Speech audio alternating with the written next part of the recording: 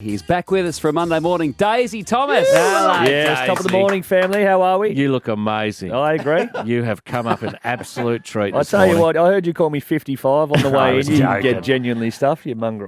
I was mucking around. Yeah, I know you're in your early 60s. I sent something through to Will, and it might have been a bit more colourful than that too. So That was reported to me. good. You had your first ever country game over the weekend. Ballon.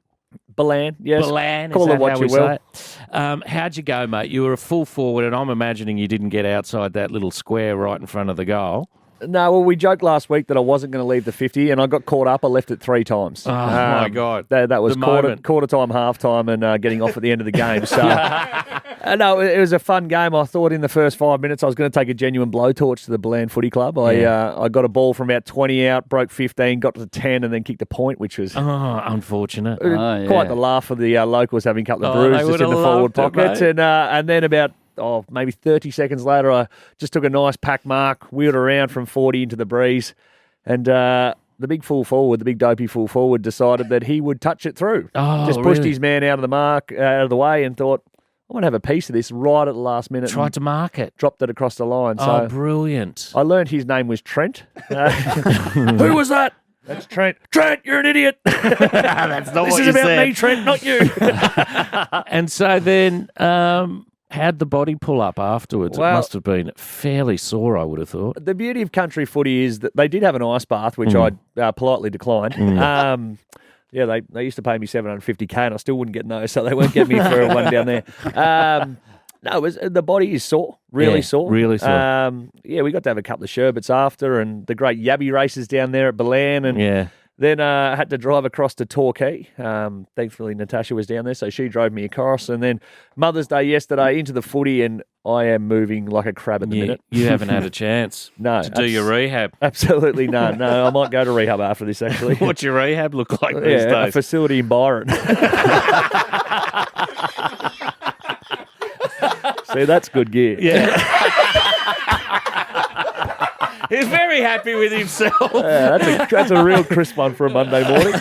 Let's come back and do the winners and losers. Daisy Thomas with us this morning.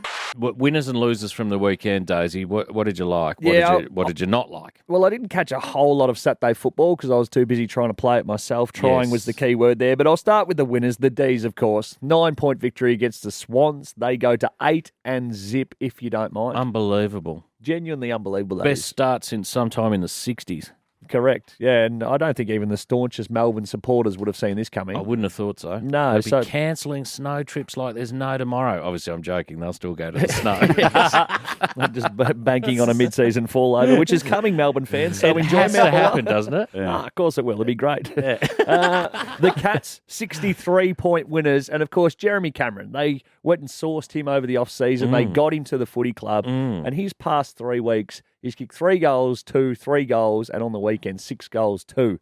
He is a genuine star. He has changed the way they play the game, the Cats, in terms of not just tomahawk anymore. They're not just relying on the midfield. He's a genuine star, so well done to them. Higgins was handy too. Higgins is a star. Yeah. Isaac Smith's still a very, very good player. The Hawks could probably use him. 'Cause Well, you go Higgins, Smith, and Cameron as their 3 big off-season signings. correct. It's not bad 3, is It's it? pretty good. I'm still not sure how they fit them in the salary cap. So the AFL, if you're listening, maybe wander down the highway to Geelong and just have a look through the books because they're request cooking the them. books? They're cooking them. Oh, you're joking, mate. You're having a bit of fun. No, that's on the record. Put it on.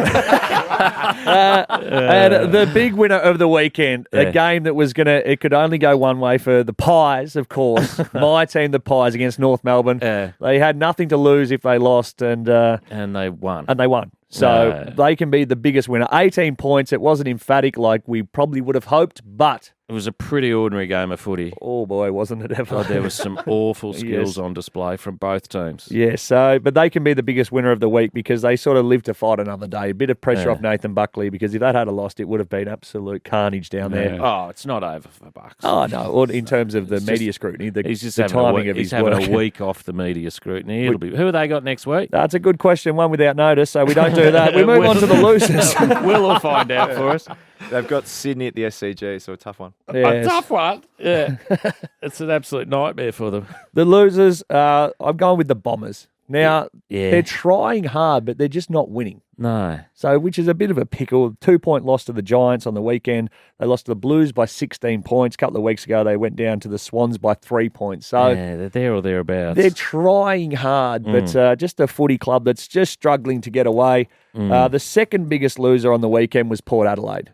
Why do you say that? Well, they won, but the Flogs then went and put their prison bars on, didn't they? Oh, you didn't like that? Oh, my But God. Give us a spell. Heritage in the market. Oh, it's You cute, know, isn't it? out of respect. Yeah, no. To the foundation of the club and coming up through the ranks. Just look in the corner. You got, Hamish Hartlett, all the boys in their stripes, and then there's Koshy and the cash cow. The cash cow was wearing his. Who's right your gear today? You're on fire. Thank you. I came up with myself.